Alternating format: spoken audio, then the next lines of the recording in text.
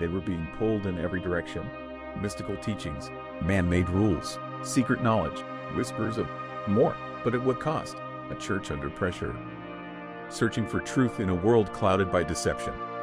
And then came a letter, a bold declaration, that all the fullness of God dwells in one. No substitute, no shadow, no second place. Christ above all. This is the message. This is the warning. This is the Book of Colossians. Colossians 1.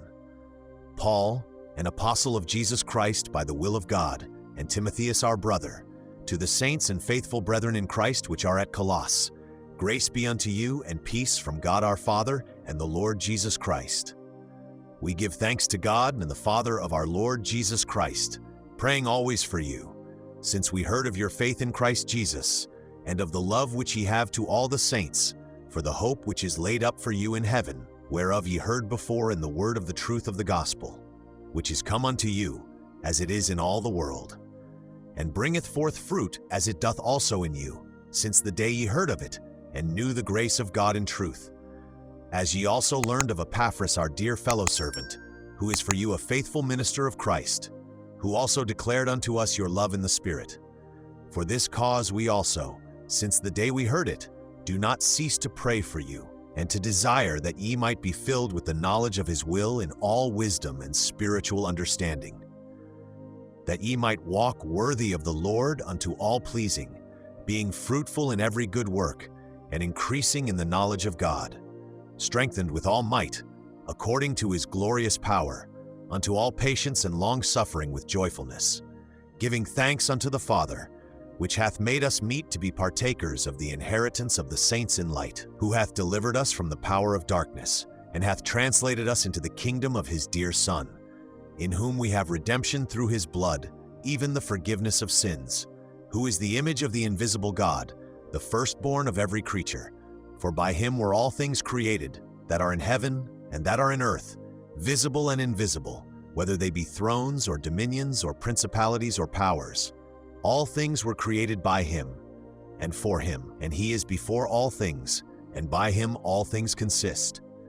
And he is the head of the body, the church, who is the beginning, the firstborn from the dead, that in all things he might have the preeminence. For it pleased the Father that in him should all fullness dwell, and having made peace through the blood of his cross, by him to reconcile all things unto himself. By him I say, whether they be things in earth or things in heaven. And you that were sometime alienated and enemies in your mind by wicked works, yet now hath he reconciled in the body of his flesh through death, to present you holy and unblameable and unreprovable in his sight.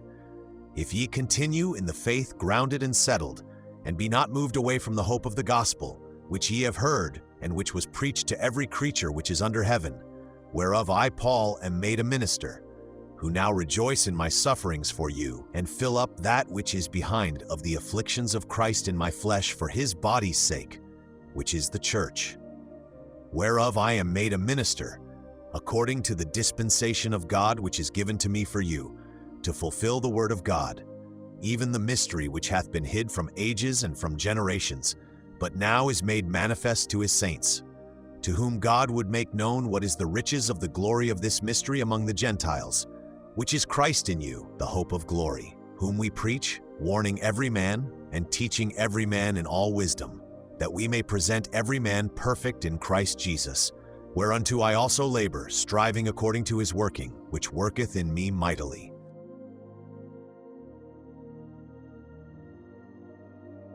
Colossians 2.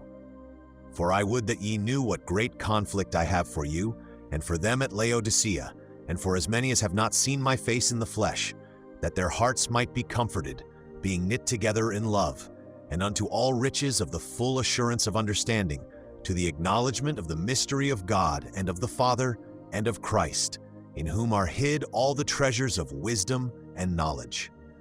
And this I say, lest any man should beguile you with enticing words. For though I be absent in the flesh, yet am I with you in the Spirit, joying in beholding your order and the steadfastness of your faith in Christ. As ye have therefore received Christ Jesus the Lord, so walk ye in him, rooted and built up in him, and stablished in the faith, as ye have been taught, abounding therein with thanksgiving.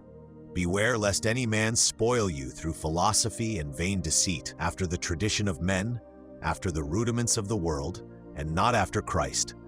For in him dwelleth all the fullness of the Godhead bodily, and ye are complete in him, which is the head of all principality and power, in whom also ye are circumcised with the circumcision made without hands, in putting off the body of the sins of the flesh by the circumcision of Christ, buried with him in baptism, wherein also ye are risen with him through the faith of the operation of God, who hath raised him from the dead. And you, being dead in your sins and the uncircumcision of your flesh, hath he quickened together with him, having forgiven you all trespasses, blotting out the handwriting of ordinances that was against us, which was contrary to us, and took it out of the way, nailing it to his cross. And having spoiled principalities and powers, he made a shoe of them openly, triumphing over them in it. Let no man therefore judge you in meat, or in drink, or in respect of an holy day, or of the new moon, or of the Sabbath days, which are a shadow of things to come, but the body is of Christ. Let no man beguile you of your reward in a voluntary humility and worshipping of angels, intruding into those things which he hath not seen, vainly puffed up by his fleshly mind, and not holding the head, from which all the body by joints and bands having nourishment ministered, and knit together, increaseth with the increase of God. Wherefore if ye be dead with Christ from the rudiments of the world, why, as though living in the world, are ye subject to ordinances? Touch not, taste not, handle not, which all are to perish with the using, after the commandments and doctrines of men. Which things have indeed a shew of wisdom in will worship, and humility and neglecting of the body, not in any honor to the satisfying of the flesh.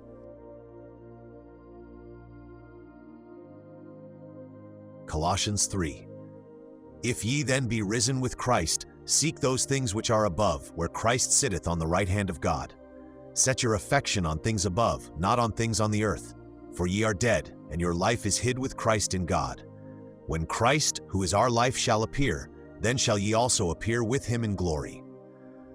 Mortify therefore your members which are upon the earth, fornication, uncleanness, inordinate affection, evil concupiscence, and covetousness, which is idolatry. For which things' sake the wrath of God cometh on the children of disobedience, in the which ye also walked some time when ye lived in them. But now ye also put off all these: anger, wrath, malice, blasphemy, filthy communication out of your mouth. Lie not one to another, seeing that ye have put off the old man with his deeds, and have put on the new man, which is renewed in knowledge after the image of him that created him, where there is neither Greek nor Jew, circumcision nor uncircumcision, barbarian, Scythian, bond nor free, but Christ is all and in all. Put on therefore, as the elect of God, holy and beloved, bowels of mercies, kindness, humbleness of mind, meekness, long-suffering, forbearing one another, and forgiving one another, if any man have a quarrel against any. Even as Christ forgave you, so also do ye. And above all these things put on charity, which is the bond of perfectness. And let the peace of God rule in your hearts, to the which also ye are called in one body, and be ye thankful. Let the word of Christ dwell in you richly in all wisdom, teaching and admonishing one another in psalms and hymns and spiritual songs, singing with grace in your hearts to the Lord. And whatsoever ye do in word or deed, do all in the name of the Lord Jesus, giving thanks to God and the Father by him. Wives, submit yourselves unto your own husbands, as it is fit in the Lord. Husbands, love your wives, and be not bitter against them. Children, obey your parents in all things, for this is well-pleasing unto the Lord. Fathers, provoke not your children to anger, lest they be discouraged. Servants, obey in all things your masters according to the flesh, not with eye service as men-pleasers, but in singleness of heart, fearing God. And whatsoever ye do, do it heartily, as to the Lord, and not unto men, knowing that of the Lord ye shall receive the reward of the inheritance, for ye serve the Lord Christ.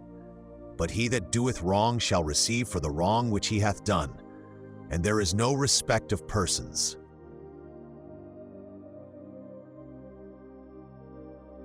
Colossians 4. Masters, give unto your servants that which is just and equal, knowing that ye also have a master in heaven. Continue in prayer, and watch in the same with thanksgiving. withal praying also for us, that God would open unto us a door of utterance, to speak the mystery of Christ, for which I am also in bonds, that I may make it manifest as I ought to speak. Walk in wisdom toward them that are without, redeeming the time. Let your speech be always with grace, seasoned with salt, that ye may know how ye ought to answer every man.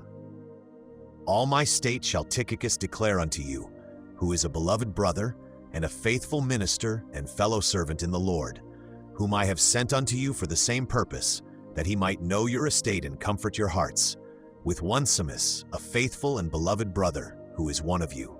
They shall make known unto you all things which are done here. Aristarchus, my fellow prisoner, saluteth you, and Marcus, sister's son to Barnabas, touching whom ye received commandments. If he come unto you, receive him.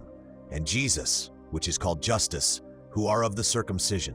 These only are my fellow workers unto the kingdom of God, which have been a comfort unto me. Epaphras, who is one of you, a servant of Christ, saluteth you, always laboring fervently for you in prayers, that ye may stand perfect and complete in all the will of God. For I bear him record, that he hath a great zeal for you, and them that are in Laodicea, and them in Hierapolis. Luke, the beloved physician, and Demas greet you. Salute the brethren which are in Laodicea, and Nymphas, and the church which is in his house. And when this epistle is read among you, cause that it be read also in the church of the Laodiceans, and that ye likewise read the epistle from Laodicea. And say to Archippus, take heed to the ministry which thou hast received in the Lord, that thou fulfill it. The salutation by the hand of me, Paul. Remember my bonds. Grace be with you. Amen.